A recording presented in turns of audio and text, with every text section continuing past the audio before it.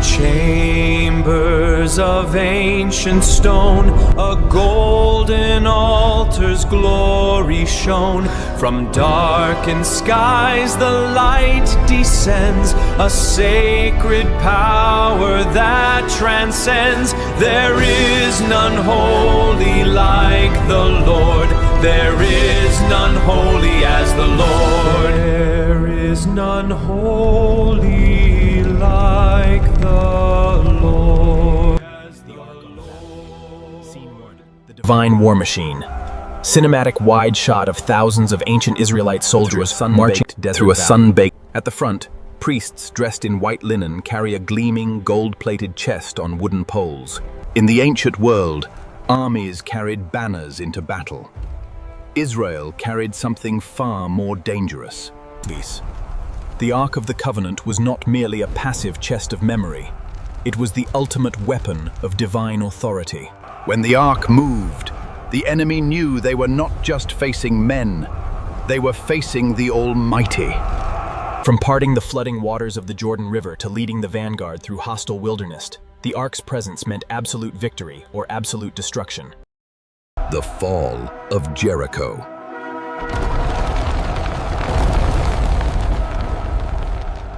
Chauffeurs marched alongside the Ark, around the impenetrable walls, in complete silence.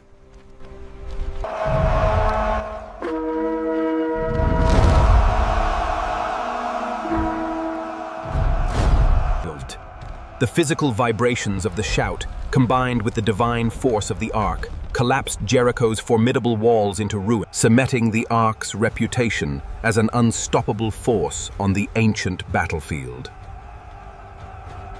The lethal holiness.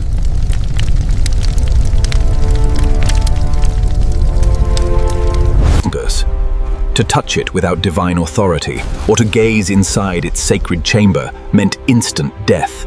A warning that the power within could never be controlled, only obeyed. So how did a force so terrifying, so miraculous, and so central to a nation's identity simply vanish from the pages of history? A cinematic shot of a stormy battlefield at twilight. Broken shields and overturned spears litter the mud as In 1050 BCE, disaster struck Israel at the Battle of Aphek. Thinking the Ark could act as an automatic lucky charm, the Israelites brought it directly to the front lines against the Philistines. Instead, the army was routed. The army was routed, and the ultimate sacred artifact was captured. Yet, holding the Ark proved catastrophic. The army was routed, and the ultimate sacred artifact was captured. Yet, holding the Ark proved catastrophic for the Philistines. Their idol Dagon fell and shattered in its presence, and plagues swept through every city that hosted the chest. Terrified by its volatile divine power, the Philistines returned the Ark to Israel on an unguided wooden cart, proving that the Ark of the Covenant could neither be held hostage nor controlled by human hands. The disappearance from Solomon's temple.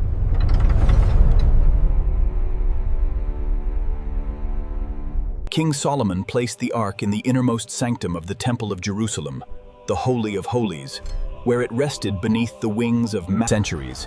For centuries, it remained the heart of the nation's worship. Then came the year 586 BCE. The Babylonian king Nebuchadnezzar laid siege to Jerusalem, burning the city and destroying Solomon's temple. In the detailed biblical inventories of the temple treasures looted and carried off to Babylon, the golden vessels, bronze pillars, and sacred implements are all listed, except one. The Ark of the Covenant was completely missing. The Ethiopian connection. According to the Kebra Nagast, Menelik I, son of King Solomon and the Queen of Sheba, brought the true Ark to Akhum, Ethiopia, where it is said to remain guarded by a single monk in the Church of Our Lady Mary of Zion. The Mount Nebo Vault. The non-canonical book of 2nd Maccabees records that the prophet Jeremiah took the Ark before the siege and hid it in a sealed cave on Mount Nebo in modern-day Jordan. The Temple Mount subterranean vaults. Local Jerusalem tradition holds that priests hid the Ark inside a secret chamber deep beneath the Temple Mount before Nebuchadnezzar breached the walls.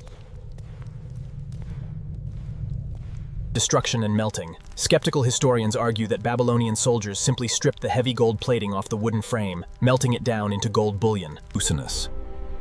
Is the Ark sitting inside a shadowy stone vault in Africa, sealed in a forgotten subterranean cavern? The Ark of the Covenant remains the ultimate Holy Grail, a testament to power, holiness, and human fascination. In chambers of ancient stone, a golden altar's glory shone. From darkened skies the light descends, a sacred power that transcends. There is none holy like the Lord, there is none holy as the Lord.